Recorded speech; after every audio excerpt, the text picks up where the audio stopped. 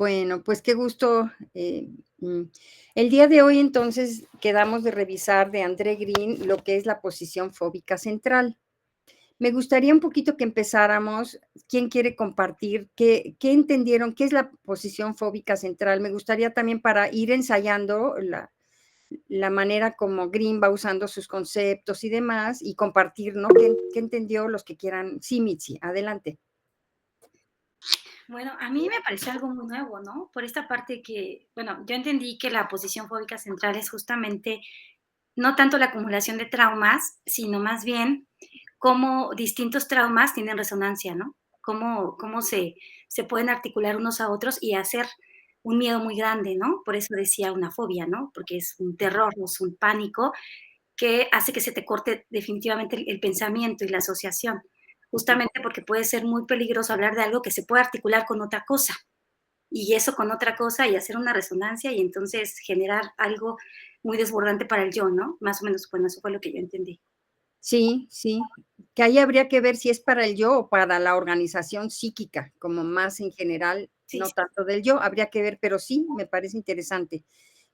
Catalina, ¿quieres comentar qué es la Sí, posición fóbica central? sí, doctora, con relación a la posición fóbica, inicialmente cuando empecé el texto, pensé yo que se estaba tratando de borderline. Pensé que se trataba que era algo similar, algo parecido.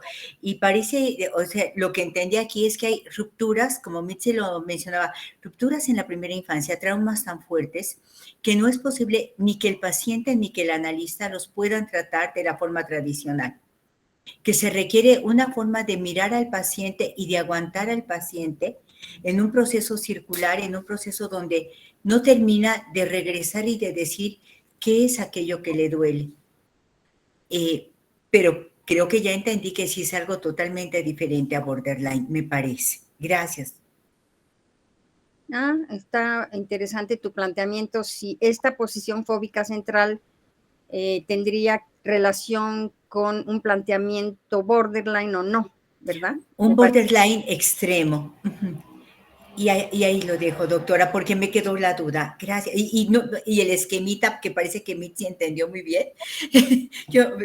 Ahí me quedaron dudas. No supe dónde empezaba, honestamente. Gracias. Bueno, muy interesante tu observación. Entonces, pero yo creo que la pregunta para pensar también esto que tú dices, Catalina, si esta posición fóbica central sería característica de un planteamiento borderline o no. Yo creo que está interesante tu pregunta. Bueno, ¿quién más quiere decir qué es la posición fóbica central? ¿Alguien entendió algo diferente? ¿Lo pensó en lo personal, en su clínica? Sí,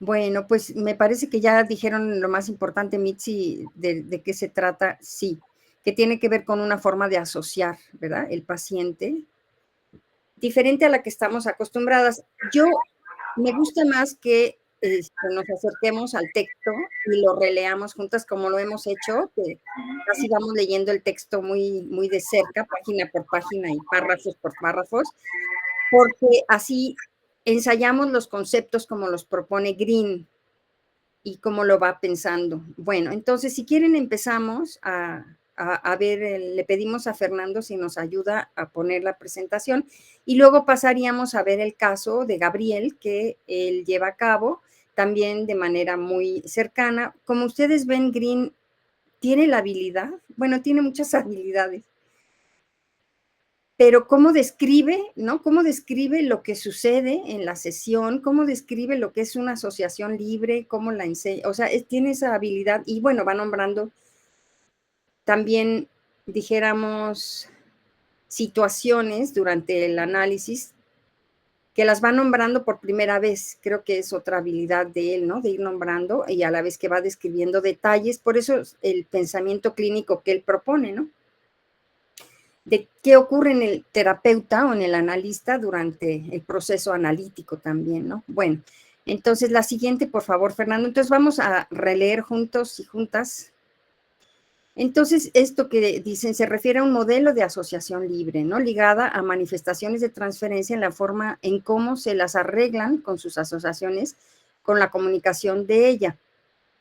Por posición fóbica central, dice, entiende una disposición psíquica de base que encontramos en la cura de ciertos estados límites. Entonces, sí tendría que ver con condiciones límites, que acá son condiciones límites en general, porque lo que vamos a ver también del caso es, el caso es de un psicoanalista que estuvo en análisis con Green durante su formación. Entonces, lo límite está en todos, ¿no? Siempre está presente o se juega de alguna manera esos limítrofes para no caer nada más.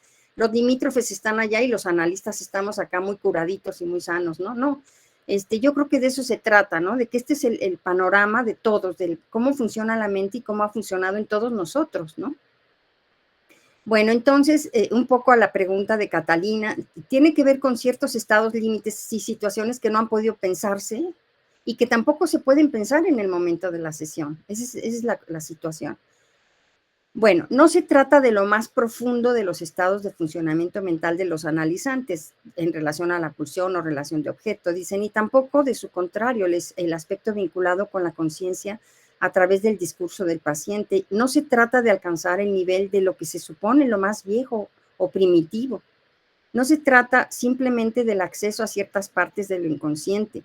Se trata, lo que decía Mitzi, de resonancias. Me parece es un concepto que está utilizando, de las resonancias y correspondencias entre ciertos temas que se abren camino a través de diversos aspectos reprimidos que amenazan no solamente que se aparte la sanción del superyo, sino también la organización del yo.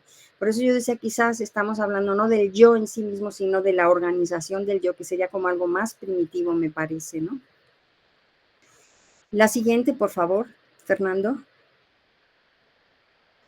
Entonces, los traumas los hay, traumas de gran importancia, dice, sin embargo, lo que es notable es que se repiten y el resultado no es entonces evitar que el trauma interfiera en la cura, como estos son como los conceptos tradicionales de la neurosis, ¿no? Sino observar lo que sucede con las desligaduras, qué sucede ahí. Lo que decía y enfatizó Catalina la vez pasada, la dificultad no está con la pulsión, sino está centrada en las fronteras, ¿verdad? De las fronteras de la organización del yo. Entonces, se trata de impedir la ligadura que vincula los temas entre unos y otros, que es lo que Mitzi nos estabas comentando, puesto que los temas no solo se contentan con adherirse, sino que se amplifican, por supuesto, en relación los unos a los otros. O sea, no se pueden unir, no se pueden ligar los temas, ¿no? Necesitan estar separados.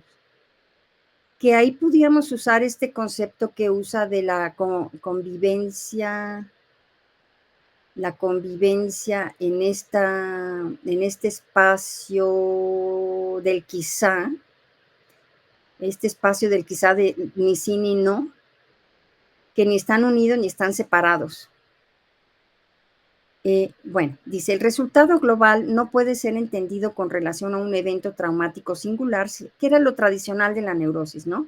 Sino observar la condensación, el punto de encuentro de grandes miedos o de dar cuenta dónde se entrecruzan diversas líneas traumáticas, que es diferente a lo que había propuesto Masood Khan sobre los traumatismos acumulativos. Masood Khan tiene incluso prologado uno de los libros, el libro creo que de Winnicott del gesto espontáneo. Es un lector y muy cercano Masood Khan a Winnicott.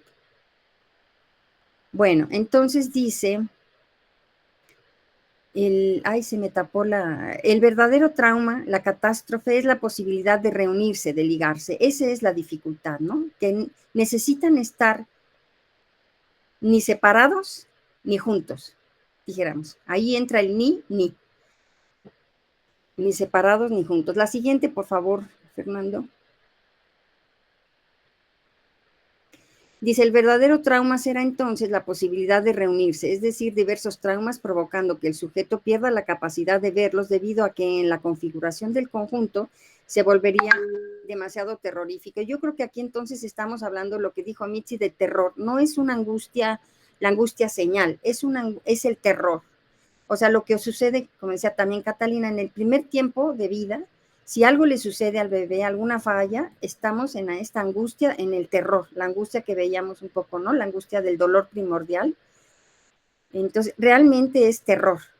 O sea, la unión de los elementos sería terrorífico, porque se potencializan, ¿no? Además. Este tipo de funcionamiento da testimonio de la fragilidad en la capacidad de autoinvestigarse.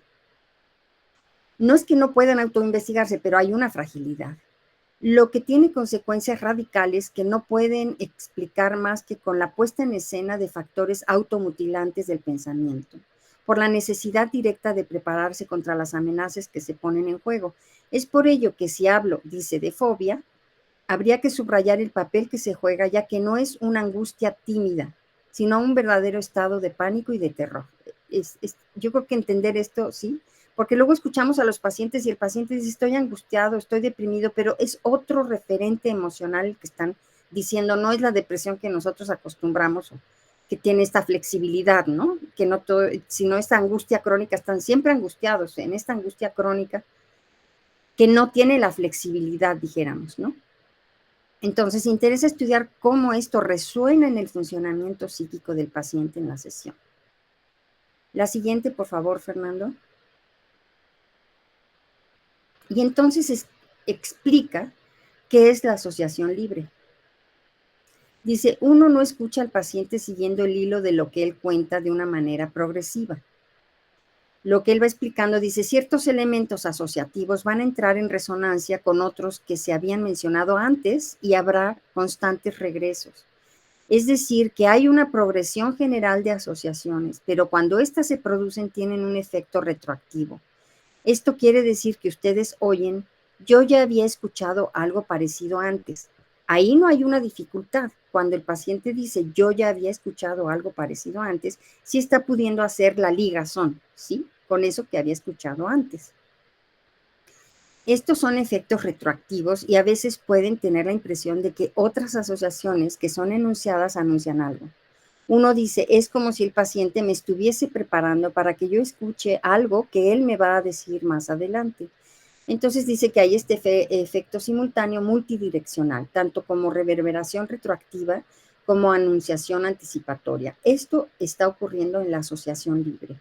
Estos movimientos, ¿no? Hasta retroactivo, de reverberación además retroactiva o de anunciación anticipatoria. Me parece que es este momento de cómo describe la asociación libre y la va distinguiendo de la clásica, ¿no? Que era un poco como asociar libremente y traer los recuerdos más antiguos o el más antiguo, ¿no? Y en cambio aquí nos está dando como, aparte de acercarnos a lo que es la asociación libre, nos está diciendo este efecto simultáneo multidireccional. Esto ocurre en las asociaciones libres, dijéramos, con la flexibilidad, ¿no? De la reverberación retroactiva y la anunciación anticipatoria. Entonces el paciente puede decir, yo ya había escuchado algo parecido antes porque está pudiendo hacer la liga entre lo que escuchó antes y lo que está pasando ahora, ¿no? Lo que va a ocurrir en la fobia, en la posición fóbica central, es que no puede haber esta flexibilidad, dijéramos, en la asociación libre. Entonces, este es el ejemplo de asociación libre, flexible, dijéramos, ¿no? Con este efecto simultáneo multidireccional, a diferencia de lo que pasa en la posición fóbica central. La siguiente, por favor, Fernando. Entonces, las asociaciones psíquicas conservan así una polidireccionalidad hacia adelante y hacia atrás. Así sucede en la escucha del material clínico. A veces figuras de funcionamiento asociativo los llamo efectos de radiación, es decir, aquellas resplandecen tanto hacia atrás como hacia adelante, y esto nos permite familiarizarnos con pensamientos que todavía no han sido pensados, ya que aquí tenemos que vernoslas con asociaciones o resonancias y no con verdaderos procesos de pensamiento. Yo creo que también esta diferencia a mí me parece interesante, porque yo la verdad es que si antes pensaba que las asociaciones eran como pensamientos, pero la verdad es que no son pensamientos, son resonancias, ¿no? Son estas asociaciones, resonancias. Me parece que el concepto de resonancia está interesante, ¿no? Con esta polidireccionalidad, pero no son verdaderos procesos de pensamiento, porque toda esta clínica nos va a ir llevando a ir diferenciando cada vez más lo que es el juicio de atribución, el juicio de existencia y los tipos de pensamiento. Y no todo es pensamiento, no todo lo que escuchamos de asociaciones libres son pensamientos. Eso también es interesante. Y entonces, ¿qué tipos de pensamiento hay? Formas de pensamiento. Entonces, estamos trabajando con resonancias, me parece que es un concepto ahí de Green, ¿no? Estos esbozos, que son las asociaciones, tienen una existencia virtual que no tendrán sentido sino hasta que estén condensadas en un significado. Se refiere Green a esbozos condensados, no simbolizados, no pensados aún. Entonces, todo esto tiene que ver con estos pensamientos que no han sido pensados, ¿no? Finalmente. La siguiente, por favor, Fernando. Bueno, y un referente importante que toma para pensar esto con Bion, su teoría del ataque al vínculo y a los lazos, ¿no? Que lo toma de su... Hay un artículo de Bion, y el libro, Volviendo a Pensar, en su libro de Volviendo a Pensar está el artículo de ataque al vínculo. Y dice, Bion decía que cuando uno escucha, se tiene la impresión de que el paciente avanza con las asociaciones. Estas aparecen con claridad al analista, pero cuando el paciente es interrogado no piensa nada, o sea que él no tiene ninguna idea sobre las asociaciones que podrían proporcionar un cuadro y la explicación de una fantasía dada. Todo aquello que se desarrollaba durante la cura no podía hacer lazos, ligarse, no podía ser puesto en el conjunto para producir una idea, una fantasía, una escena. La resistencia del paciente a comprender eso que él mismo dice o quiere decir. Entonces, no es un problema tampoco de inteligencia. No es que el paciente sea tonto, no, o no inteligente, sino hay esta dificultad de establecer los lazos, las ligas, ¿no? Bueno, la siguiente, por favor, Fernando.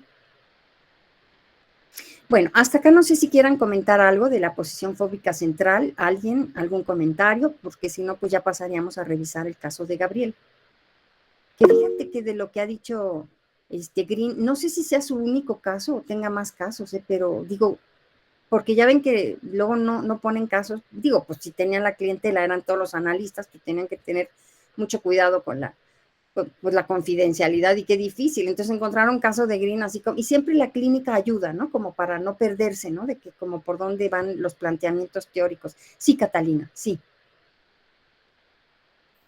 Doctora, dos cosas. Empecé a leer el caso de Gabriel y no tenía idea de que fuera un analista, Gabriel. Vi que Green lo refiere como una persona muy inteligente que iba a sus seminarios. No tenía idea de que pudiera Gabriel tener esa situación de conocer lo que pasaba en el inconsciente, pero no reconocerse él, que además es una característica que Green dice de esta posición fóbica central, que es muy difícil que el paciente pueda hacer esa ligación entre qué fue lo que lo angustió realmente, ponerle un nombre a lo que le angustió, ponerle palabra y hacer una ligación con lo que está viviendo ahorita. Me parece importante de lo que usted dijo anteriormente, esto de que las asociaciones no son necesariamente ideas completas, no son necesariamente el discurso hablado. Cuando usted dice que las asociaciones pueden ser resonancias, yo estoy pensando en el paciente que llega y dice que le tiene miedo a las paredes, o que hay ciertos olores con los que no puede vivir y que manifiesta incluso cierta fobia a estar en lugares determinados, a ver determinadas cosas. Hay ahí resonancias que no necesariamente el paciente puede ponerles una palabra. Qué interesante esto que dices, fíjate, pero habría que pensar si cuando un paciente manifiesta una fobia, sí, Michi. Ay, perdón. Bueno, yo pensando en lo que comentaba ahorita Catalina, de hecho Green dice eso, que no se trata de una fobia, ¿no? En este caso de la posición central, o sea, no es una fobia. Lo que pasa es, está usando el término por el terror que implica que él pudiera ligar, ¿no? O sea, es precisamente que no puede ligar porque es una defensa. Es una defensa precisamente porque sería una catástrofe que de repente un trauma se hiciera resonancia con otros muchos, entonces sería una imagen muy gigante, terrorífica, entonces mejor no liga. Y esto que comentabas, lo del sujeto de que no se reconoce a sí mismo, yo lo estaba pensando un poco como conectándolo con Viera, ¿no? O sea, es tan displacentero cuando él ve esa imagen, cuando él se ve todo afligido, que mejor no se representa, ¿no? No se representa. Y Viera un poco dice eso, ¿no? Que cuando es tan displacentera la imagen, pues uno no se niega a representar, ¿no? Y Green lo menciona como que es una negación del sujeto psíquico. O sea, niega al sujeto psíquico precisamente porque ese es tan doloroso, porque tiene resonancia con muchos traumas al mismo tiempo, que entonces es más seguro, es una defensa, mejor no ligarlo. Y por eso el pensamiento está todo entrecortado, ¿no? No puede tener hilos de pensamiento. Cuando él hablaba, decía una cosa y no terminaba, ¿no? Y luego se iba otra cosa y no terminaba, porque era peligroso ligarlo, porque entonces, ¿qué tal si hacía resonancia, no? Entonces, era, bueno, yo así más o menos me di esa lectura. Sí, sí, es un concepto para utilizar en el análisis, en la psicoterapia psicoanalítica. Es dentro, entonces no sería un referente a la fobia. Puede tener o no una fobia, dijéramos como un planteamiento, ya ven que hacen la diferencia entre lo intrapsíquico y lo intersubjetivo. Podría o no haber una fobia, pero no tiene que ver, como dice Mitzi, con la fobia, ¿no? Que tenga fobias el paciente, sino tiene que ver con un trabajo psíquico de las asociaciones. La posición fóbica central es una forma de asociar libremente, dijéramos, ¿no? Con esa precisión. Para pensar nosotros la clínica, el pensamiento clínico. Es un ejemplo, podríamos decir, de pensamiento clínico. Para nosotros, cómo pensamos clínicamente como analistas, ¿no? Es como el paciente se coloca, pero también nosotros cómo lo pensamos a él, cómo pensamos las asociaciones libres. La asociación libre, como la describe Green, es un ejemplo de pensamiento clínico, que hace todo un trabajo minucioso de cómo trabajamos, cómo trabaja la mente del psicoanalista o del psicoterapeuta. Es el pensamiento clínico que le llama. Entonces hay mucho trabajo que hace Green en torno a eso, al trabajo del analista, del psicoterapeuta.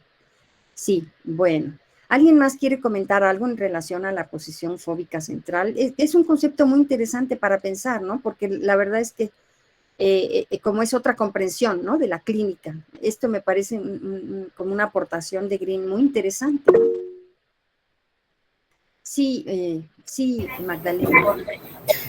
Hola, buenos días. Bueno, a mí cuando leí esto me hacía pensar mucho en estos pacientes. Bueno, yo trabajo con pacientes con cáncer y justo hace rato hablaba con una y me decía, ¿no? Que ayer se toma una foto y cuando la vio se puso a llorar, ¿no? O sea, y yo le dije, pues, que qué le había pasado. O sea, y entonces lo que lleva de tratamiento ya no había, pues ya que no se había puesto mal, hasta que se ve en la foto cuando va a la mitad de un tratamiento, ¿no? Y obviamente la imagen se ha deteriorado. Entonces ahorita con lo que decía Mitzi, que puede ser muy terrorífico, me parece como cuando los pacientes se atraviesan por situaciones así de fuertes, ¿no? Como puede ser un cáncer, o también pensaba en una paciente ayer de abuso sexual, ¿no? Es que ella no había podido elaborar que había sido víctima de abuso.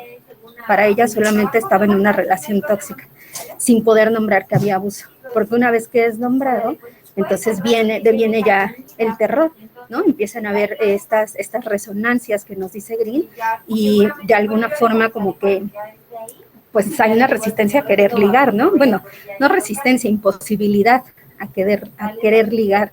Entonces me parece que también esta posición fóbica central atraviesa cuando los pacientes están en situaciones muy traumáticas, ¿no? Muy traumáticas, y pues después van haciendo estas resonancias que los impiden, ¿no? No quieren saber, ¿no? No quieren saber de eso hasta que van atravesando la situación o en pacientes con cáncer, ¿no? Una vez que terminan todo el tratamiento, ahí es cuando ya se permiten comenzar a pensar. Mientras lo van atravesando, difícilmente ligan todo lo que se van representando y lo que va significando, ¿no?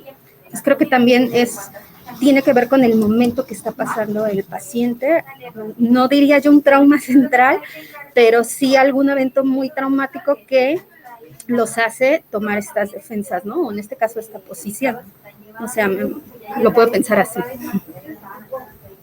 Pues muchas gracias, Magdalena, por compartirnos tu clínica. Entonces, tenemos que hacer ese ejercicio para poder acercarnos, porque si no, yo no sé bien qué está sucediendo. Si no hacemos ese acercamiento a las asociaciones del paciente, ¿qué dijo primero? ¿Qué dijo después? ¿Qué dijo después? Porque si no, nos damos una idea, pero no sé. Yo, por ejemplo, te escucho, Magdalena, y yo escucho y digo, no, pues cuando hizo el proceso de mirarse y llorar frente a su imagen, me parece que ahí sí está pudiendo pensarse, porque está pudiendo llorarse. pero yo no te puedo decir porque es parcial mi observación en el sentido de que no conozco todo el caso, pero sobre todo las asociaciones, cada sesión. Entonces sí es muy importante que cada caso lleven sus registros de cómo asocian los pacientes, cómo van utilizando el uso del no, de la negación, estos pacientes, cuándo niegan, cómo niegan, porque es todo muy detallado. O sea, lo que nos va llevando esta clínica es que la manera de hacer los juicios, la manera de asociar, la manera de los pensamientos, cómo piensan. Entonces, eso nos va a ayudar a seguir estudiando estas propuestas de Green cada vez más, seguirlas investigando, solo si vamos anotando las asociaciones libres de los pacientes. Yo creo que ese es un ejercicio con esta propuesta de Green, ¿no? Para acercarnos, pero como tú dices, o sea, sí te está dando otra escucha, ¿no? Esto que nos está, o sea, ya estás escuchando diferente a tus pacientes. Yo creo que eso es lo importante, ¿no? El pensamiento clínico nuestro está cambiando con estos planteamientos, ¿no? Y nos pensamos diferente, ¿no? Pero gracias por compartirnos. Yo creo que es muy importante, sí, porque tú vives en una condición permanente, ¿no? De situaciones muy dolorosas, de por sí. Bueno, pues gracias por compartirnos. Doctora Ayala levantó la mano hace rato. Yo creo que esto que se está tratando en este momento es mucho más trascendente de lo que parece. Yo creo que, ahorita me vino a la mente esto, de que la posición fóbica central es una defensa muy importante contra el pánico destructor, pero que es una suposición del paciente. El paciente tiene la sensación de que va a entrar en pánico terrible, porque lo obliga a tener un conocimiento de la relación entre las asociaciones. Como decía Magda hace un momento, una paciente que se dio cuenta que el acoso sexual que tenía o el ataque intrafamiliar o como se diga de pareja, etcétera. Esto obliga a algo. Siempre que uno tiene un reconocimiento de lo que está pasando en su psique, lo pone frente a una realidad nueva. ¿Qué voy a hacer? Y regularmente lo que uno piensa, sobre todo, por ejemplo, en estos enfermos graves, cuando se da uno cuenta que tiene una enfermedad, lo primero que piensa es casi la muerte. Y eso es lo que da el pánico terrible. Cuando tener el conocimiento, como han dicho en otro momento alguno de ustedes, cuando uno hace un diagnóstico, es para dar algo en relación con eso. No es la catástrofe. O sea, cuando una persona tiene un reconocimiento de lo que está pasando, le permite situaciones a seguir, pero lo primero que uno enfrenta es terrible. Es terrible y esto es la muerte. Por eso la posición fóbica central es tan importante, es una gran defensa, pero que se tiene que ir rompiendo para ir avanzando en el conocimiento de la verdad propia de cada uno. Eso es lo que yo quería mencionar rápidamente. Y en relación con las asociaciones lineales, Freud siempre pensaba que la asociación es muy diversa. Y hay un escrito de Freud que se llama, ¿recuerdan el déjà vu? El déjà vu es tener una imagen, una percepción de un lugar o de una situación donde ya se estuvo anteriormente. Recuerdan eso, ¿no? Pero hay una aportación de Freud que dice el ya reconté, donde el paciente y el analista tienen la percepción de que eso ya se contó, ya se asoció.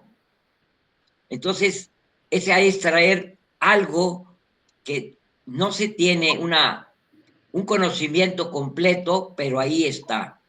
Bueno, eso era todo. Gracias. Sí, muy interesante observaciones, doctora Ayala. Sí, quizás la defensa de lo que vimos la vez pasada, conceptos que usa Green, por ejemplo, la dispersión afectiva. El miedo sería la dispersión afectiva o a la invasión del afecto, por ejemplo, ¿no? Sí, Diana y luego Paula, por favor. Sí, bueno, por un lado que a mí me había llamado mucho la atención esta descripción, que luego yo a veces necesito como para conceptos tan abstractos hacer una comparación con alguna metáfora, y esto que decía la lectura, que la posición fóbica central es una corriente entre dos aguas, ¿no? Entonces, imaginándome esto, el que va en la corriente es el paciente, y son dos aguas que se le vienen encima, o sea, como que me imaginé tres movimientos, o sea, no solo el movimiento, esto de lo que hablaban del terror, de cosas que vienen externas, como lo traumático, sino también que el mismo paciente está constantemente en una corriente que no puede ni frenar ni detener y todo el tiempo está en movimiento, ¿no? Contra toda sensación de control, como si hubiera un choque de varias corrientes. Esto me imaginé y pues evidentemente generaría constantemente pánico. Y después ahorita con lo que decía el doctor, pensé en algo de esto del déjà vu, algo que ya había yo pensado, visto, contado, pero también lo pensé en el sentido contrario, como una persona que no recuerde que ya contó algo y que necesite contarlo en reiteradas ocasiones, como si también fuera una necesidad de ponerlo regularmente ahí en palabra para poder ser visto, aunque ya lo hubiera contado anteriormente. Digo, es que esto me vino por la mamá de una paciente que acabo de ver, que cuando se sienta, digo, estábamos en retroalimentación de la chica, y entonces me vuelve a contar la historia que me había contado en la cita con ella anteriormente, ¿no? Como todo con los mismos detalles, y me llamó mucho la atención que ella no recordara que ya me había contado todo eso, como parte de la historia clínica. Entonces, pensé justo en esto, como que también, ¿por qué la necesidad de recontar como esta cuestión nuevamente de volver a hacer una asociación? Digo, no sé si está muy revuelto, lo conecté ahorita rápido, pero me hizo pensar en justo lo que acabo de atender, nada más.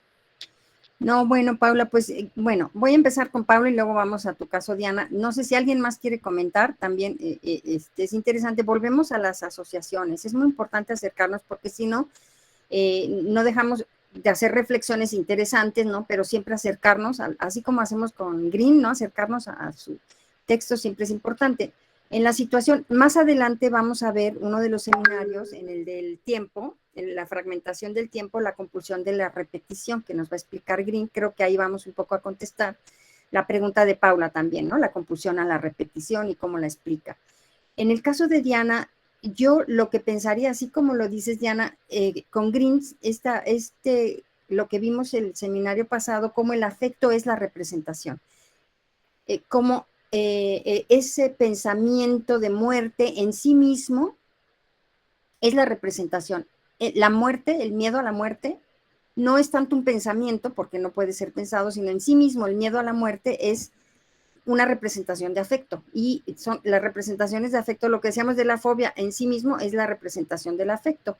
Ahora, eso, ¿qué te puede ayudar en la clínica a pensarlo? Tu paciente lo pensaría con Winnicott, con la clínica del miedo al derrumbe. Ese miedo, esos pensamientos catastróficos, lo que dice Winnicott en la clínica del miedo al derrumbe es que ese miedo de muerte ya le sucedió. Es algo que le sucedió en el primer año de vida o los 2 primeros años de vida. O sea, esa catástrofe no es algo que va a ocurrir a futuro, sino es algo que ya le sucedió. Entonces, él está volviendo a revivir y lo vive como si le fuera a pasar ahora, pero entonces, pero la cuestión, una cosa es cómo lo podemos entender y la otra es tú cómo lo vas a ir trabajando. Quizás conforme vayamos viendo el caso de Gabriel, la clínica, y con Winnicott me parece esta clínica del miedo al derrumbe. Hay un artículo que escribí producto del seminario pasado de la clínica del miedo al derrumbe de Winnicott, no sé si te puede ayudar, pero la idea es ir a leer, el artículo es para ir a leer a Winnicott, ¿no? ¿Me entiendes? No leerlo en sí mismo, sino qué de Winnicott nos lleva a estudiar la clínica del miedo al derrumbe. Entonces siente el paciente que se va a morir cuando eso ya le sucedió, dice Winnicott, ¿no? Es algo que le sucedió. Entonces, bueno, no sé si te respondí, pero me parece que está en buenas manos tu paciente y seguramente irá poco a poco trabajando. A ver, doctor. Gracias, doctora. ¿Se escucha? Sí, doctor. Sí, bueno, algo muy, muy breve y como experiencia personal en relación a lo que decía Diana. Es una paciente que está permanentemente llorando y no permite y quejándose de que va a morir. Si pensamos en lo que decía ahorita Green, en lo que nos relata la doctora del caso de esto de la fobia central, es una asociación evita la asociación de conceptos.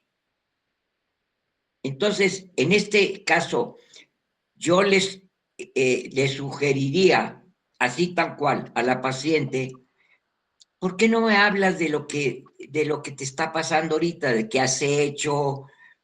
Dime tu día, cómo te fue, cómo está. Porque hay que recordar que están los traumas originales. Ahí están. Pero siempre hay algo que lo desencadena, aunque sea muy pequeñito. Si uno le dice, a ver, dime, ¿cómo te ha ido?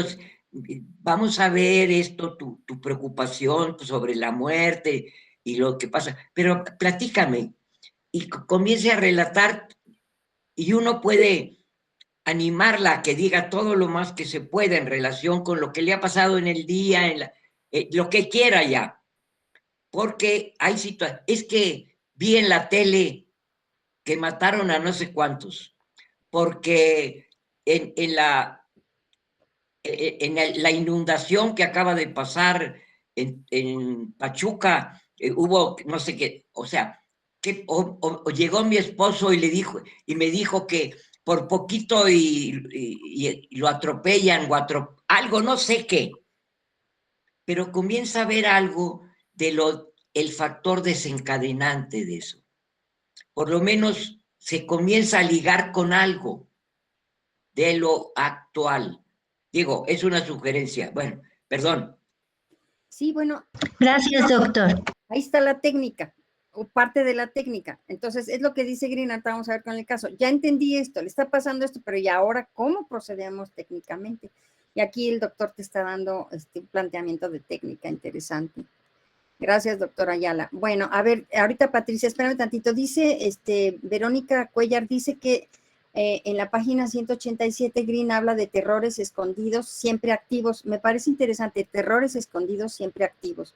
Me parece que es un proceso interesante, ¿no? Que describe terrores escondidos siempre activos. Me gusta el concepto. Gracias, Verónica. Bueno, si quieren también, entonces ya vamos pasando un poco al caso de Gabriel para ir viendo cómo fue haciendo este cambio en el pensamiento, en las asociaciones. Bueno, dice Gabriel, un hombre interesado por el análisis que él imaginaba que Green iba a hacer. Recién se recostó en el diván, dijo doctor Green, yo no lo oigo, tengo mierda en los oídos. A Green esto lo sacudió, aun cuando entendió que había un desplazamiento en el oído de una contracción metafórica anal. Surgió un miedo a que Green lo corriera como una defensa sistemática, que se activó durante un largo tiempo y que estuvo siempre sobreentendida. Cuando Green le daba una interpretación, siempre daba la misma respuesta. No sé, quién sabe, no me acuerdo. No es interesante lo que digo. Y esto podía durar mucho tiempo. Hizo falta algunos años para que Green comprendiera que esta formulación tenía el poder de matar toda representación. Este paciente, que presentaba hechos jamás constatados de manera que yo pudiera situar una cronología, me decía una cosa tanto de una edad como de otra, raramente acompañadas de recuerdos que pudieran darme una idea sobre la posición psíquica del enfermo en el momento en que ocurrieron los hechos. Green fue observando cómo él vivía en una gran soledad que se agravó a partir de los 12 años con el divorcio de sus padres. Esto lo llevó a compartir su vida con una madre deprimida, inaccesible, cautiva de un estado sombrío de las ganas de vivir. Por ejemplo, el paciente le decía: mi madre jamás me preparó un desayuno antes de irme a la escuela. Era siempre yo quien lo hacía. Alrededor de los 15 años, la madre desapareció. Un día se fue a una estación termal de cura y nunca regresó. Por otro lado, el padre era el objeto de oposición incansable, que había sufrido muchas cosas: la pérdida de su mujer, la oposición de su hijo. Un día decidió consultar a un psiquiatra clásico que yo conocía un poco y éste le respondió: su hijo lo odia. Hay que ser poco inteligente, dice Green, para decir algo parecido y sobre todo no tener idea alguna de la relación entre un hijo y un padre en la adolescencia. El padre había hecho esa consulta porque tenía que tomar la decisión de emigrar a Israel.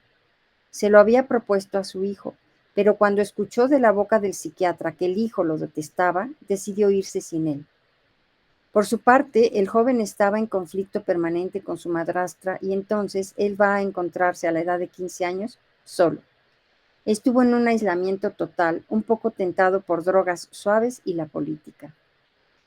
Entonces, en relación a la posición fóbica central, dice: estábamos todavía en los años después del 68, donde tuvo una actividad política importante, pero que no puso en peligro su situación. Hizo algunos estudios caóticos y en el momento de terminar la preparatoria reprobó.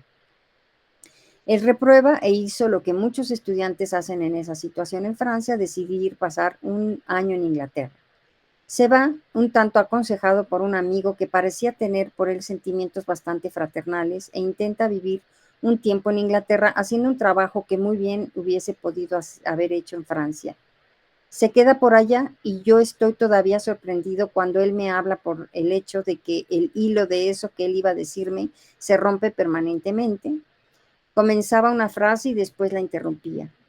Yo estaba perdido. Esto es lo que me interesa ubicar. Yo estaba perdido. Ahí Green dice, ¿no? Se encontraba totalmente perdido. Con ganas de decirle: diga usted lo que no terminó de su frase. Pero eso no era posible, era la consecuencia de su funcionamiento de las asociaciones libres, de un discurso que parece hacerse aparte, por mucho tiempo desarrollado por generalidades que a mí me daba la impresión de buscar un camino en la bruma, hasta el momento que comprendí que no era por carencia asociativa que él estaba obligado a comportarse así, sino que era porque había demasiado que se precipitaba y que daba la impresión de amenazar al sujeto de ser presa de la angustia. Era como si él tuviera conciencia que la comunicación entre las partes de su discurso no eran lo suficientemente impermeables y que todo corría el riesgo de ser comunicado. Y que todo resto comunicante corría el riesgo de reaparecer en un estado de crudeza y de angustia importante. O sea, todo comunicándose a la vez, ¿no? No sé si esta difusión afectiva, aquí vemos la posición fóbica central. Nos está describiendo en la clínica claramente la posición fóbica central. Y entonces aquí viene un recuerdo, dice: él vivía estos estados como amenazas de locura, siempre ligadas a la idea de que él estaba ligado a su madre, por un lazo que nada ni nadie podía jamás romper, ello sin dejar lugar a una investidura ajena. Esta experiencia estaba bastante acentuada en ese momento porque al venir a sus sesiones, mientras caminaba por la calle, escuchaba la voz de su madre llamarlo. Él comprendía la naturaleza alucinatoria de lo que vivía y también tenía una crítica sobre ello. Aquí ya él tiene una crítica sobre esto. Es interesante. Ahí hay un movimiento de ligazón, ¿sí? Cuando él tiene esta crítica sobre ello.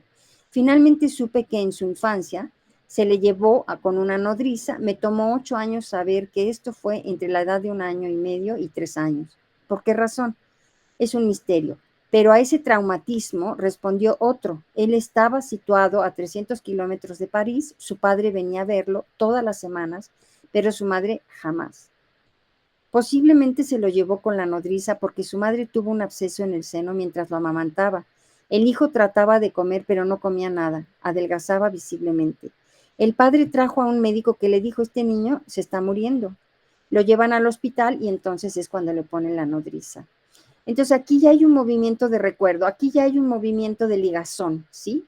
Tanto por el recuerdo, tanto como este movimiento de crítica de él mismo sobre esto. Entonces aquí esta posición fóbica central tiene un movimiento de ligazón de alguna manera, ¿no?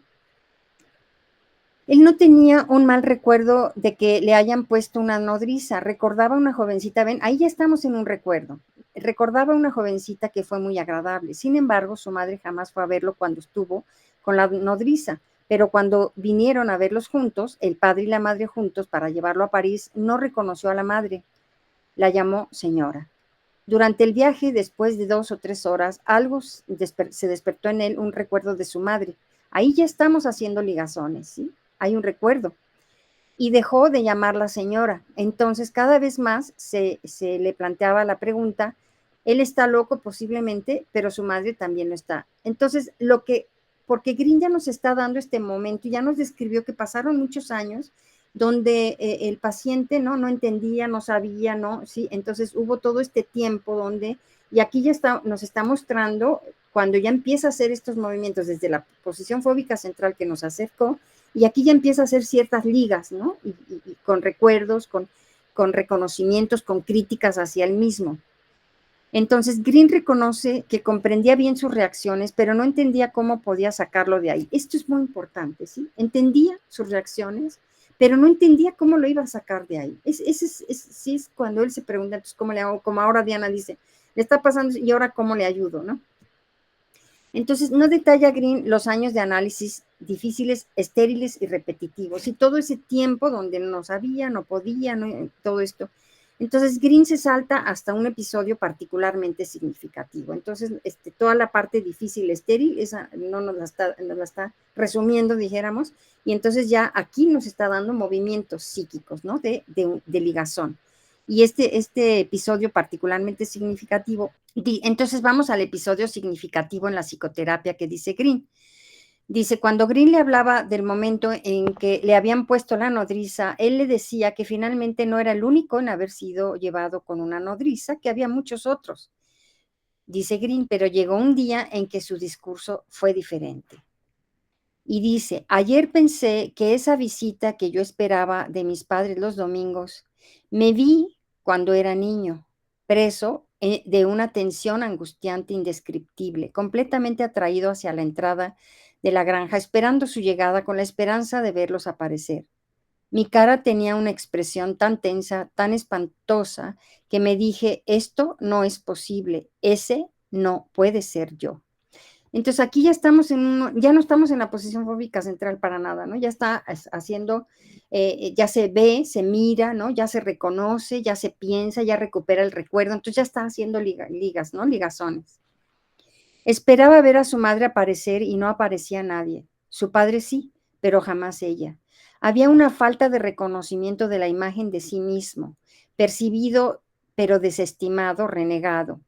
Había algo que no podía admitir a posteriori de haber sido tan infeliz, tan desesperado y tan aniquilado por el hecho de que no aparecía su madre y tenía miedo de mostrar a su padre la decepción que experimentaba por no haber visto llegar a su madre.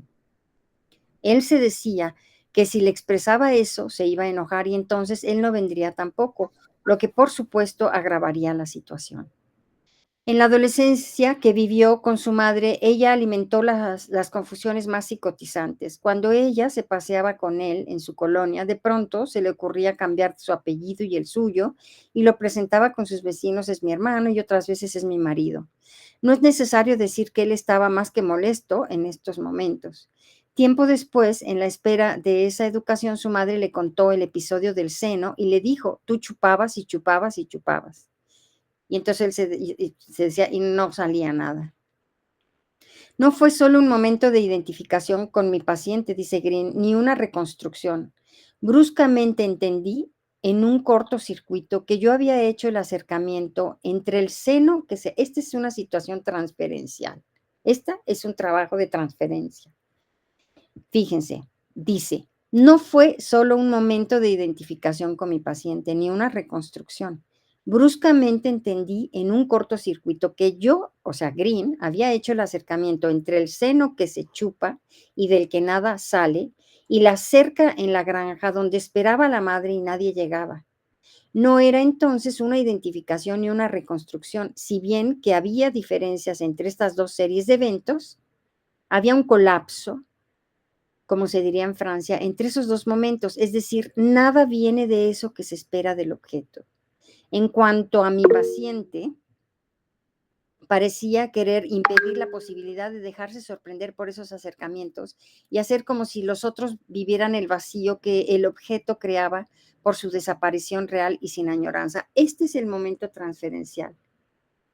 Esta descripción, es que es increíble, Green, aquí esta descripción, cómo él entiende que lo mismo que le ocurría con las diferencias de los dos eventos, entre el seno que se chupa y del que nada sale, y de la granja donde esperaba la madre y nadie llegaba, con esas diferencias que hay entre esos dos episodios, en esos dos eventos, eso era lo que pasaba también en la terapia.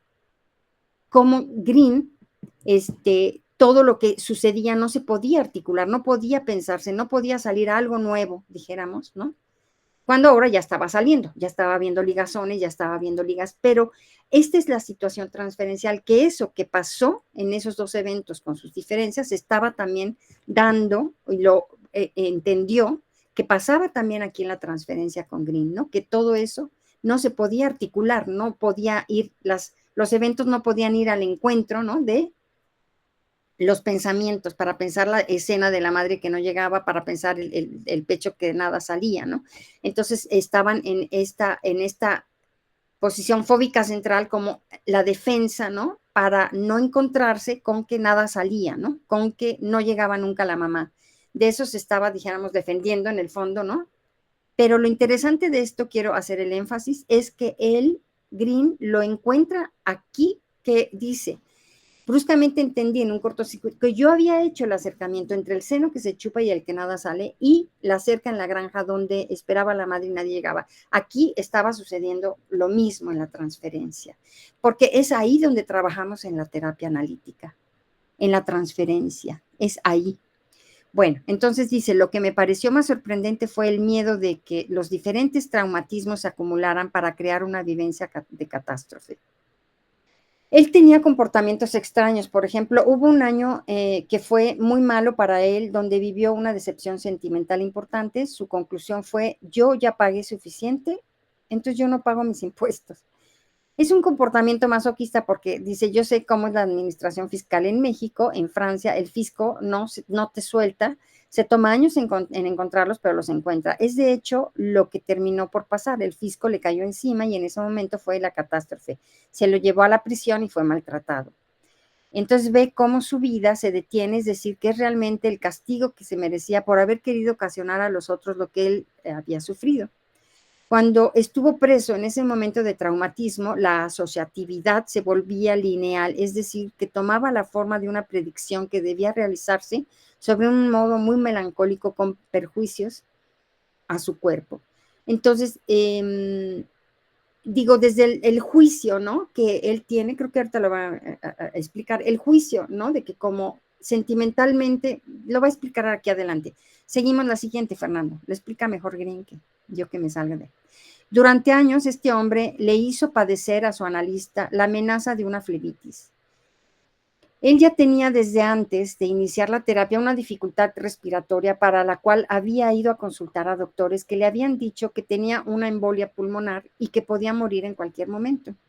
En aquel entonces, él no captó la gravedad de esta embolia pulmonar y después fue lo contrario, es decir, que en cuanto tenía un problema se quejaba de un dolor en el hueco popliteo y veía que eso era el anuncio de una flebitis que iba a continuar en una embolia pulmonar. La siguiente, por favor. Este tipo de transferencia, ¿no? De soportar. Yo quiero decirles que esto no era una situación contratransferencial fácil, porque hay que saber aguantar, saber no irse con la finta, con las defensas del paciente, pero tener la certeza que pueden pasar cosas serias. Sin embargo, les puedo decir que había entre él y yo un lazo de confianza. Él sabía que yo no lo dejaría caer y yo tenía un tipo de certeza que él no detendría la cura. Yo sabía que después de diversos intentos, él había finalmente encontrado un analista en quien podía hacer sentir cosas horribles, pero este analista no lo correría, que era su miedo inicial, ¿se acuerdan? Siempre sentía que lo iba a correr. Este tipo de transferencias y contratransferencias, ¿no? De cómo el analista permanentemente esta contratransferencia difícil, ¿no? Que reconoce Green, ¿no? De estar siempre con el pendiente que le podía pasar algo grave y demás. Entonces, el analista en quien podía hacerle sentir cosas horribles, ¿no? Esas cosas que él vivió, horribles, que el analista sostiene y que no lo va a correr. La siguiente, por favor. De repente también por eso, bueno, es Winnicott, pero él habla de que es una terapia de sostén más que de interpretación, a veces Winnicott, ¿no? Bueno, entonces, y vuelvo otra vez a Winnicott, que me encanta. Bueno, aparte también es una tendencia. Entonces, ¿por qué esta posición fóbica central? Yo pienso que hay que volver a cosas centrales, lo que revela el desamparo del paciente y la muerte de la representación de la madre que no aparece o del seno que no calma el hambre, sino que excitaba más el deseo de comer. A ello le sigue la negación de existencia de la propia realidad psíquica del sujeto que él ha llevado a cabo. Es decir, que después de haber procedido en el asesinato de la representación de la madre, cuando ve una foto de él mismo tan deshecho, tan catastrófico, tan aniquilado por la decepción de la ausencia de la madre, entonces dice, ese no puede ser yo. Así que estamos frente a un caso de alucinación negativa del sujeto de sí mismo. Gabriel, al no ver a su madre, reactiva en efecto retardado en APREQ, el no seno de la madre. No era un seno ausente, puesto que se trataba de un seno moribundo, sino de un seno que estaba ahí vacío. Ni estaba lleno, ni estaba presente, ni estaba perdido. Bueno, la siguiente, por favor, Fernando. De la misma manera, él no podía imaginarse recibiendo algo benéfico de un padre lleno de un deseo de transmitirle algo que pudiera utilizar en su vida para su progresión personal. Me sorprendió la evolución de este paciente que pasaba de amante en amante para encontrarse en el lugar del decepcionado y que no tenía ninguna relación con lo que pudiera contar, con la que pudiera contar. El revivir esto en la transferencia me hacía tener una regresión catastrófica. Lo que quiero decirles a través de esto que les cuento es que no me parece que sea correcto llevar todo a un traumatismo y referir sistemáticamente todos los demás a este, exista o no parentesco. Pienso más bien que es la excitación mutua de nudos traumáticos lo que es peligroso, que es la tesis de la posición fóbica central. Es decir, el abandono de un amante por su infidelidad toma exactamente el mismo valor que el abandono por la madre. El sentimiento de ser traicionado por la imagen masculina hace perder cualquier tipo de juicio. Por ejemplo, este chico, estando en la preparatoria, tenía una muy buena relación con los profesores y había uno que creo que se ocupaba de prácticas de física o de química y quien era un gran aficionado al balompié.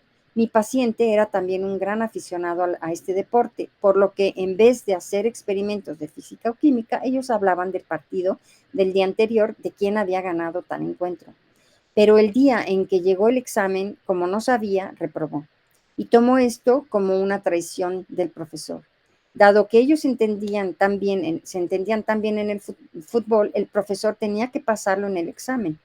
Eso no era justo. Y Green tuvo muchas dificultades durante la cura para tratar de explicarles cómo él confundía dos niveles diferentes, uno que pertenecía al principio del placer y el otro al principio de realidad, del cual no había nada que decir. Y es lo que le pasó un poco cuando dejó de pagar los impuestos, ¿no? Como le iba tan mal en sus decepciones amorosas, ya había pagado lo suficiente, entonces dejó de pagar impuestos, ¿no? Entonces son como dos niveles diferentes, ¿no?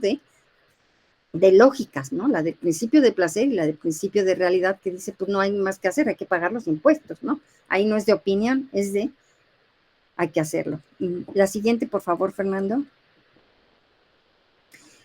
Cuando veía a este paciente, observaba un tipo de funcionamiento del estilo, ¿se me ama o no se me ama? Si se me ama, se me pasa todo. Si no se me ama, no se me acepta nada, ¿no?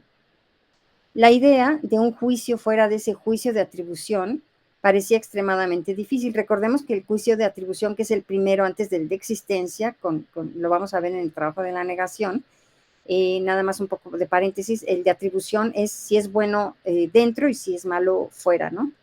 Antes de si existe o no el objeto.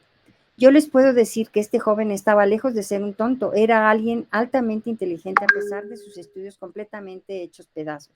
Había adquirido una cultura personal del todo honorable que muchos de sus camaradas que vivían en condiciones más ordinarias probablemente no tenían. Entonces vemos que en circunstancias similares hay verdaderamente una alteración del juicio. La siguiente, por favor, Fernando.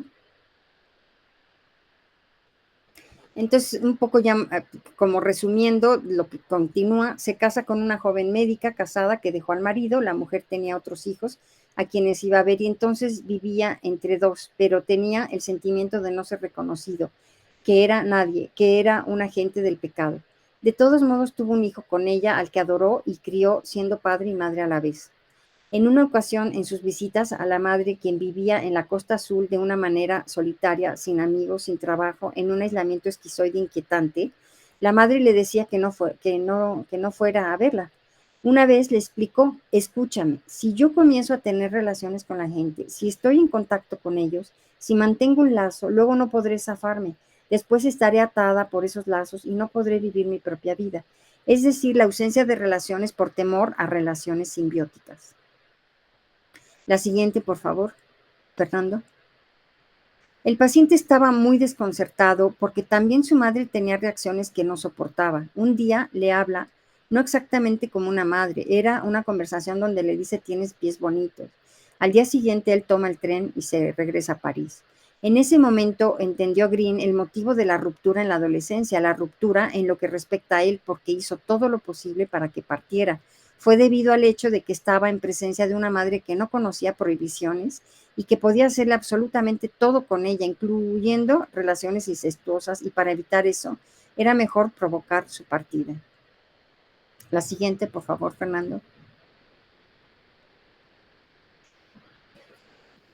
Entonces ya vemos que sale de su posición fóbica, ya lo vimos, pero aquí otra vez un día durante una rememoración me cuenta que había 2 recámaras. No recuerda con claridad que el padre, un sastre judío, dormía con su madre o si dormía solo, pero el paciente al momento de evocar ese recuerdo se horroriza. A su vez, retoma varios momentos de su vida donde se encontraba solo con su madre y en reflexiones posteriores estaba convencido de que tuvo relaciones incestuosas con ella. Por ejemplo, una vez en vacaciones de invierno, cuando realmente no hubo nunca nada. Ahí la fantasía toma el lugar de la realidad y hace un llamado, por supuesto, la manera de alejamiento. Y en el momento de morir, la madre de cáncer le confiesa, yo no amé a nadie más que a ti. Y él le dice, yo te amo, mamá. Entonces ya aquí está muy claro que ya salió de la posición fóbica central, o sea, cómo él va articulando diferentes recuerdos, ¿no? Y los va distinguiendo, ¿no? Diferenciando, ¿no? Incluso, ¿no? Acercándose a esta madre. La siguiente, por favor, Fernando. Yo escuché eso en mi sillón, no diré, dice Green, yo escuché eso en mi sillón, no diré que se me pararon los pelos de punta, pero me dije, jamás hubiera previsto que una escena parecida hubiera pasado. Sin embargo, pasó. La mamá murió tranquilamente. Él hizo un duelo de la madre no más terrible que cualquier otro, con la reviviscencia de muchos recuerdos, de muchos momentos donde tenía la impresión de que ella estaba siempre ahí, pero cuando uno relacionaba eso que había pasado en esa relación madre-hijo psicotizante, eso parecía un milagro. Se separó, ganó la custodia de su hijo, le iba bien, trabajaba, enfrentaba como podía la situación, como un padre que aguanta. Encontró a Green pocos meses antes de la elaboración de esta conferencia y dijo, creo que esta vez conocí a alguien que creo es la buena. La siguiente, por favor, Fernando. A manera de conclusión, dice, este caso nos enseña cómo en efecto hay cosas que pueden existir y que llevan el nombre de asesinato primario. Uno como individuo busca excorporizar el objeto que abandona y analiza lo que se puede con un analista que ocupa su lugar.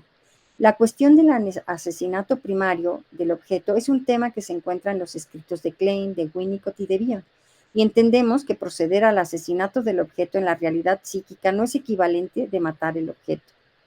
Se trata sobre todo de dar lugar a un trabajo importante sobre las consecuencias del asesinato de ese objeto para la realidad psíquica, y esto no es el signo de uno que hará que la psique no viva más. En esta experiencia, lo más importante para mí no era concluir que existían lesiones irreparables o enfermedades incurables. Lo que contaba para mí era saber que no era una solución el basarse en el traumatismo más antiguo, ese de la infancia, el más alejado. Lo importante era ver que esa estructura traumática podía vivir y progresar y a la vez hacer producir nuevos traumatismos. Y que en este movimiento del pasado y presente reactivado por el pasado que aporta nuevos aspectos al traumatismo, era más importante que entregarse a la facilidad de decir, sí, el más antiguo entonces era el más importante. Bueno, aquí tenemos otro concepto interesante, el de asesinato primario. La siguiente, por favor, Fernando. Dice, yo prefiero a un psicoanalista que acepta la complejidad temporal, que acepta que los efectos nocivos de un tiempo toman otro sentido cuando los tiempos han cambiado y que los parámetros del tiempo también. El psicoanálisis no es una ciencia cerrada, ni una ciencia inmóvil o una ciencia rígida que deja de desarrollar oportunidades para comprender las cosas con retraso y tener la modestia de decirse, no había entendido nada, yo pensaba que era así y ahora opino que las cosas son así. No es un pecado, es la manera en que nuestra mente funciona, con hipótesis siempre provisorias y conclusiones que pueden ser cuestionadas siempre. Bueno, pues hasta aquí sería el caso de Gabriel, pues escucho sus comentarios para ya ir cerrando el seminario del día de hoy. Sí, Catalina.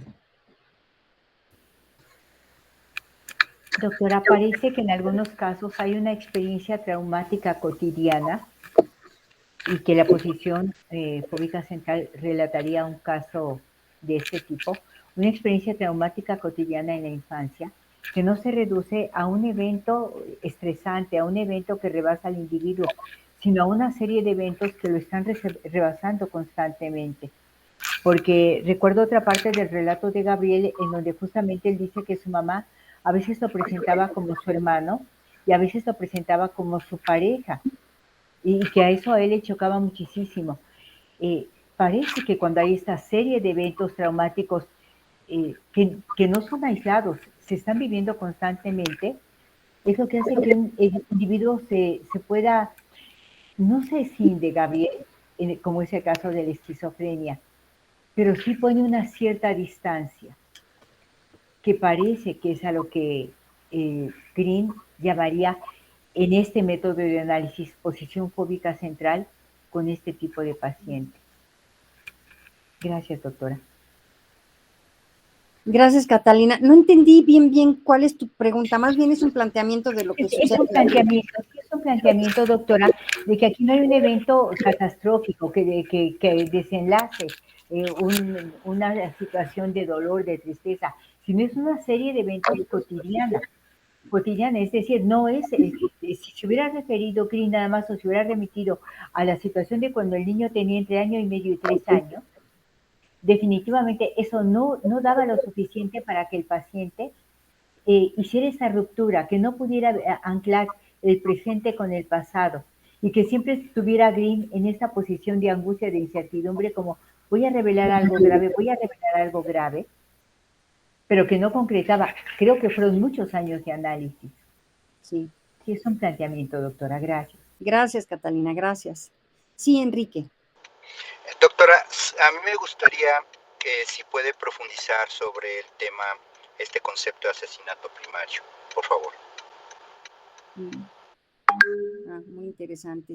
Sí, Enrique. Verónica.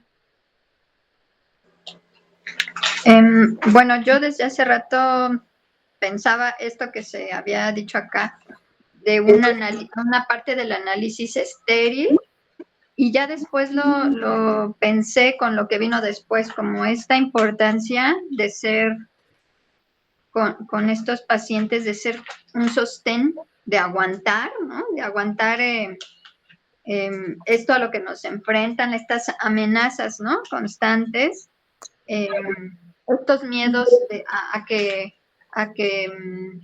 uno los corra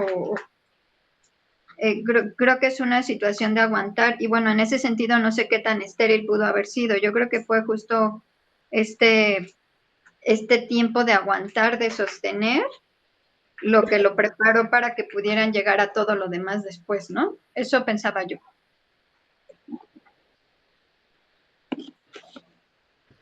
Sí, gracias, Verónica, gracias. Bueno, ¿alguien quiere comentar sobre la pregunta de Enrique? ¿Qué podemos entender por asesinato primario con esto que nos acerca en este caso Green? Porque es otro concepto que también ya lo plantea como al final, ¿no? De este trabajo de la posición fóbica central. Vamos viendo cómo hay conceptos ahí, ¿no? Que nos va como poniendo y bueno, por eso importante acercarnos de esta manera. ¿Alguien quiere decir cómo entendieron esto del asesinato primario? Yo no tengo la respuesta tampoco, pero bueno, tendría una temporal, pero quisiera escucharlos ustedes cómo lo podrían entender el asesinato primario en este contexto que vamos hasta ahora con lo que tenemos. Bueno, nadie quiere comentar. Bueno, me parece que cuando aquí en el texto, sí, puedes retroceder la lámina 1, Fernando, espérate, aquí está. Vamos a leer esto porque dice, gracias Fernando, dice, este caso nos enseña cómo en efecto hay cosas que pueden existir y que llevan el nombre de asesinato primario. Uno, como individuo, busca excorporizar el objeto que abandona y analiza lo que se puede con un analista que ocupa su lugar. La cuestión del asesinato primario del objeto es un tema que se encuentra en los escritos de Klein, de Winnicott y de Bion, y entendemos que proceder al asesinato del objeto en la realidad psíquica no es equivalente de matar el objeto. Bueno, lo que yo entiendo acá, estos procesos de excorporización que revisábamos la vez pasada, excorporizar, habíamos visto, es poner fuera, como una manera de proyectar, y no se encuentra un espacio. En la excorporización misma se puede dar en ese movimiento la identificación con un espacio.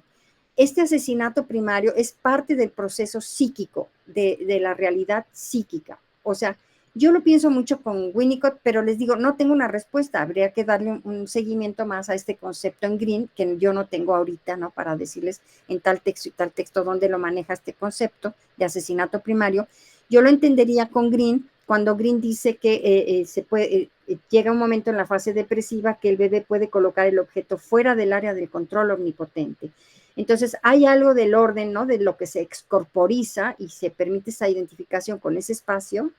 Hay algo del orden del asesinato primario que va a proceder a un movimiento en relación con el objeto en la realidad psíquica. Todo esto podríamos ubicarlo siempre en un contexto de flexibilidad psíquica, de que unas fronteras pueden incidir en otras fronteras, lo inconsciente con lo consciente. Entonces se puede soñar, ¿no? Se puede recordar y se puede platicar. Entonces, este es asesinato primario, yo lo entiendo como parte necesaria del proceso psíquico, como la excorporización, como el asesinato primario. Yo lo asocié, a ver, Paula, ¿lo puedes decir? Yo lo asocié con... A ver, Paula. Ay, perdón, es que no te quería interrumpir. Sí. No, dinos. No, eso, como si fuera lo contrario del concepto de Mahler, del nacimiento psicológico del infante, la parte de separación e individuación, como si algo que hiciera la madre no permitiera que el niño tuviera ese nacimiento psicológico y por ende entenderlo como un asesinato, no dejarlo despertar, vivir más allá del parto en sí, ¿no? Lo asocié un poco con eso, a lo mejor no tiene mucho sentido, pero eso es lo que se me haría que la mamá tendría un asesinato en ese sentido. Bueno, Paula, a ver tú, Mitzi, ¿cómo lo entiendes? Bueno, como está mencionando Klein, y pues finalmente Klein habla de estas fantasías de destrucción del objeto, ¿no? O sea, cuando el objeto es tan malo, en este caso este pecho que no da, ¿no? Que no da nada de lo que se espera, entonces sería un pecho totalmente malo y entonces hay que destruirlo. Y al destruirlo, pues entonces de repente no hay esta introyección del objeto, ¿no? Es como si su psiquismo se formara sin ese objeto. Bueno, así lo pienso. Porque dice, se trata sobre todo de dar lugar a un trabajo importante sobre las consecuencias del asesinato de ese objeto para la realidad psíquica. Y esto no es el signo de uno que hará que la psique no viva más. Es decir, que puede morir el objeto, pero la psique sigue sobreviviendo. Yo lo entiendo más bien como el asesinato primario es parte del proceso de la vida de cualquiera. No lo entiendo como que, como parte de un traumatismo, sino más bien como parte de un proceso psíquico necesario, que ahí estaríamos las dos opiniones. Si lo vemos más del lado de este asesinato primario de un traumatismo o si lo vemos más del lado de un proceso psíquico necesario, ¿no? Porque como lo contextualiza en este caso. Como menciona que el individuo busca escorporizar el objeto que abandona, ¿no? O sea, ese objeto que abandona mejor lo saca, ¿no? O sea, no va a haber una introyección del objeto, ¿no? Lo asesina y tiene que constituirse su psiquismo sin ese objeto. No quiere decir que muera, pero pues va a haber, ¿no? Consecuencias, ¿no? Pero sí que se la ve en el proceso, como lo compara con la escorporización, es parte del desarrollo psíquico, se sobrevive a esto, entonces yo... Pero las dos cosas, ¿no? La escorporización y aparte la introyección, tienen que estar las dos, ¿no? Entonces, a lo mejor nada más está la escorporización y no la introyección y mata al objeto, ¿no? En estas fantasías de destrucción del objeto malo, ¿no? Como definitivamente aniquilarlo, porque es ese objeto que abandona, ¿no? Pero fíjate que todo el contexto dice, se trata sobre todo de dar lugar. Entonces, lo ubicamos, ¿cómo se da este asesinato primario? Es el tema, pero si dijéramos que es necesario el asesinato primario, yo lo pondría más bien en ese lado, pero ¿qué ocurre con el asesinato? Es necesario asesinarlo porque si lo tuviera adentro, pues sería muy dañino, ¿no? Porque es un objeto que es malo, ¿no? Sí, porque si alguien quiere, a ver, Lucía, sí. Seguimos pensando esto. Gracias, doctora. Pues más bien yo lo estoy asociando un poco a la teoría de la agresividad de Winnicott, en donde dice que esta agresividad primaria pues es necesaria porque empezando el humano pues ni siquiera es un sujeto, ¿no? Sino un objeto. Entonces creo que tal vez lo que quiere decir Green ahí es que es, así como usted y todos mis compañeros lo mencionan, que sí es necesario para que de alguna manera él se vuelva sujeto. De otra manera, pues él se quedaría como objeto. Por eso creo que tendría como mucha relación con la teoría de la agresión. Sí, fíjate que Green va a decir, es necesario decirle no al objeto para poderse decir sí a sí mismo. Sí, creo que pudiera ser. Sí, fíjate, dice, se trata sobre todo, a ver, ¿quién? Sandra, ¿le puedes platicarlo, Sandra?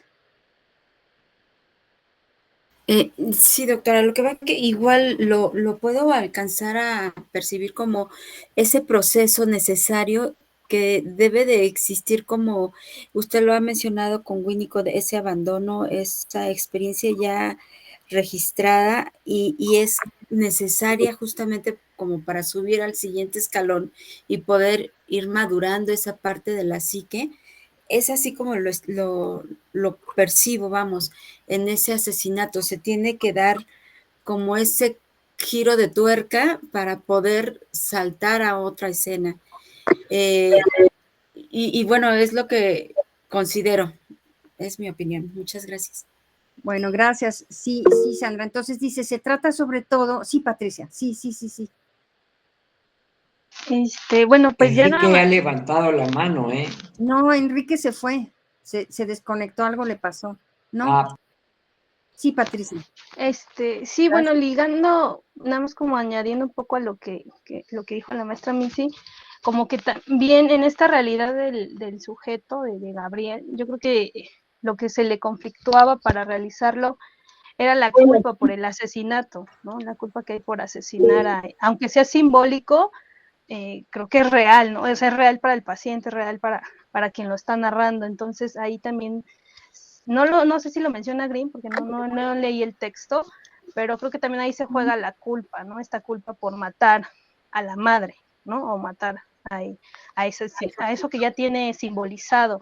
Creo que también es ahí algo que se va jugando y que a su vez esa construcción psíquica que tiene es lo que sostuvo al paciente, ¿no? Sostuvo a Gabriel. Y no sé si tenga que ver también con esta cuestión que planteaba Freud, cuando los niños se dan cuenta que que esa mamá que tienen es la mala y la buena, ¿no? Entonces, como esa identificación y reconocimiento de los padres. No sé si va por ahí o se pueda también pensar.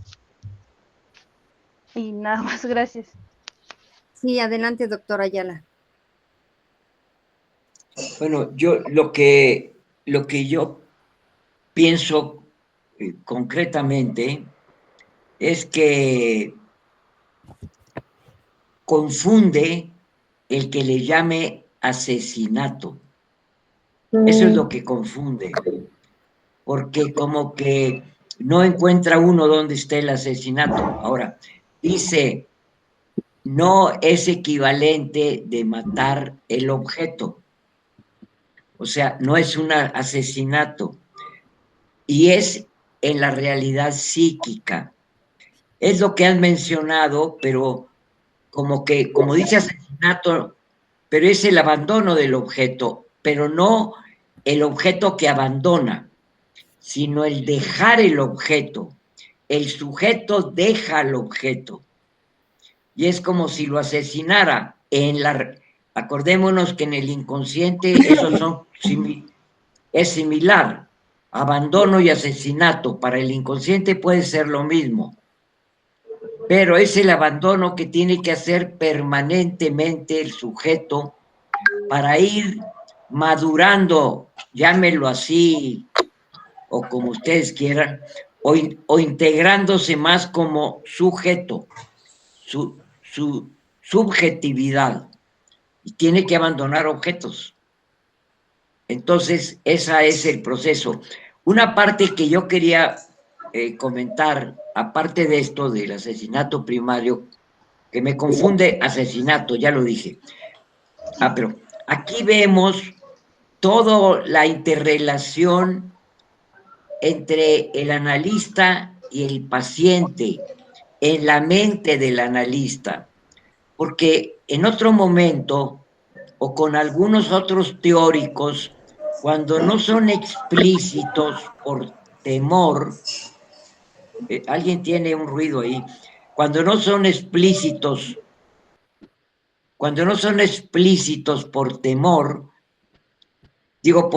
no son explícitos, no nos dicen como si el deseo del analista no debe tener, no lo explican más, o el supuesto saber del analista, no lo explican más. Eso no es real. Aquí nos está diciendo un analista que piensa, que siente, que actúa, etcétera, en todo un contexto. Hay una interrelación muy directa y no son un análisis sin contaminación. No existe eso. Esta es la realidad que permanentemente estamos viviendo como analistas, donde el analista se preocupó, el analista se sentía que si se iba a ir el paciente, después que tenía confianza, etcétera. Todo estos son cuestiones que tenemos que aceptar que nos pasan a veces más, a veces menos. Entre menos sucede este movimiento afectivo con el analista, entre comillas, el paciente es más sano. Entre más regresivo está el paciente, donde más aparece el inconsciente, más afecta al analista, porque no hay ese filtro que da los procesos secundarios. Entonces, a mí me hizo reflexionar mucho cómo lo describe, como dice la doctora, minuciosamente va describiendo lo que pasa entre analista y analizando. Sí, Diana, gracias, doctora Ayala. Diana y luego Susana, por favor. Gracias, doctora. La verdad es que yo no la entiendo bien. Sí. A ver, Susana, mientras te escuchamos, mientras se arregla el micrófono de Diana. Ay, Susana, sí, por ahí se me fue. Gracias, no, aquí estoy. Aquí sigo. Bueno, es un comentario, es como, bueno, a mí también me pareció complicado, pero también una invitación enorme a profundizar en tantos conceptos que se revisaron el día de hoy, o sea, en este capítulo. Son muchísimos conceptos y de tantos autores, ¿no? De tantos autores, así, ¿no? Vamos a hacer un collage de todos los autores aquí en este capítulo, Lacan, Winnicott, Coquelin, Bion y otros tantos, ¿no? Y otro comentario no era respecto al asesinato primario, pero inevitablemente se me vino a la mente esta película donde, que no sé si todos la vieron, pero es El Príncipe de las Mareas, en el fragmento donde dice, lo que sucede es que el paciente comienza a asociar y en determinado momento ciertos elementos asociativos van a entrar en resonancia con otros que se habían mencionado antes y habrá constantes regresos. Esa parte incluso que usted presentó, doctora, donde dice que esto quiere decir que ustedes oyen, yo ya había escuchado algo parecido antes, ¿no? Como que el paciente está avisando, preparando para que yo escuche algo que él me va a decir más adelante. En la película del Príncipe de las Mareas, ahí la que es paciente es una escritora, ¿no? Pero entonces la persona que la atiende, bueno, la psicoanalista, se ve en la necesidad de hablar con el hermano, con uno de los hermanos que es como parte de los protagonistas, que es, ¿no? Y él está relatando esta parte del abuso, de un evento traumático que la mamá los obligó a callar y a vivir como que no existió. Más o menos recuerdo la película, la verdad fue hace mucho tiempo que la vi, pero me vino a la mente esta escena donde él está relatando ese evento traumático, donde entran a su casa y están abusando de la mamá, del hermano, de la hermana, y él está viendo, ¿no? Entonces él no puede asociar, pero en la escucha del analista le dice, ok, tú los viste y tú dónde estabas y tú también estabas ahí. Y en ese momento es que él recuerda que él también estaba siendo abusado, ¿no? En ese momento es donde él añade este recuerdo que si bien no hizo él como tal asociación sin la analista, no le pregunta, pero gracias a la escucha y a la pregunta del analista, él puede decir, sí, también estaban abusando de mí, ¿no? Me vino a la mente, no sé si podría ejemplificar de alguna forma este fragmento a lo de la fobia central, pero me vino a la mente lo de esta película. No sé cómo vea usted para este apartado, ¿no? A eso aludía mi comentario. No, pues gracias por el ejemplo. Yo no conozco la película, pero bueno, nos lo estás tú proponiendo como para pensarlo. Me parece que yo lo tomaré para seguirlo pensando. Lo que te quiero decir, fíjate que ahora que te escuchaba, Susana, una cosa, para pensar esto del asesinato primario, yo creo que es que tú dices que ahora que leemos a Green, muchos conceptos, y la verdad es que no, él tiene sus conceptos muy claros. Los que estamos metiendo conceptos somos nosotros, nuestros conceptos. Y me parece que el proceso que estamos haciendo nosotros ahorita, teóricamente, se podría llamar un asesinato teórico, ¿me entiendes? Porque cada quien de nosotros tenemos que hacer un asesinato de nuestros conceptos que estamos acostumbrados a utilizar para poder hacer, ¿no? Como ver de qué se trata esto nuevo de Green, ¿no? Que además, pues es nuevo y nos incomoda, porque si yo ya estoy acostumbrada a mis conceptos, entonces creo que pudiera ser este asesinato de los conceptos, que cada quien, porque además tenemos que hacer un esfuerzo de que cada quien, por eso este ejercicio donde compartimos los comentarios y cómo cada quien desde sus propios conceptos va haciendo la lectura de Green, que son diferentes. Algunos los compartimos y los pensamos diferente. Entonces, qué interesante que cada quien desde sus propios conceptos, ¿no? Va haciendo sus propios asesinatos y cuando compartimos y escuchamos al otro, también hacemos asesinatos porque escuchamos algo diferente de los otros. Entonces, como este proceso de asesinato primario forma parte, y yo lo entiendo más como lo importante, esto que tomó Diana, era ver en qué estructura. Entonces, Green insiste, no es como en la neurosis, que es un trauma en el antiguo, ese que se elabora, ¿no? Dice, lo importante era ver esa estructura traumática, cómo podía vivir y progresar. Estamos hablando de la flexibilidad. Y a la vez producir nuevos traumatismos. O sea, tampoco el análisis es que se acaben los traumas, sino que la vida sigue produciendo traumatismos, claro que sí, ¿no? Entonces, en este movimiento del pasado y presente reactivado, entonces, por ejemplo, Diana, su paciente que está siempre en la angustia, está en una inmediatez, el delirio está en la inmediatez, el delirante no está en el pasado, presente y futuro. Entonces, estos trastornos del tiempo, por eso a él lo que le interesaba era esta flexibilidad de ir y venir, ¿no? Entre las estructuras, por eso lo planteó. La neurosis tiene que ver o una flexibilidad o exceso de flexibilidad en las estructuras psíquicas y entonces se compenetran unas estructuras con otras o no, o hay una rigidez. Entonces, me parece que el asesinato primario yo lo pensaría más como una propuesta de funcionamiento de la realidad psíquica necesario para esta flexibilidad, ¿no? Un poco como que lo estamos hablando, cada quien con sus conceptos y sus autores. Y sí, cada quien tenemos nuestros autores, y qué interesante que podemos reunirnos a platicar diciendo que cada quien tiene sus autores, y entonces estamos en un ejercicio de asesinato primario teórico, dijéramos. Así que Winnicott nos dice, bueno, oigan, ya se nos terminó el tiempo, si les parece, ay Diana, pues ya se nos terminó el tiempo. Sí, sí, doctora. Seguimos la próxima vez con las dos, todavía tenemos mucho que trabajar con Green, las dos polaridades pulsionales, si les parece, que está en el volumen 2, y seguimos el próximo viernes. Y pues muchas gracias, me pareció muy interesante todo. Nos seguimos viendo, que estén muy bien. Muchas gracias. Muchas gracias, doctora. Muchas gracias a todos. Que estén muy bien. Gracias. Hasta luego. Bye. Gracias, hasta luego. Gracias, Fernando. Gracias por ayudarnos. Sí, doctora, de nada.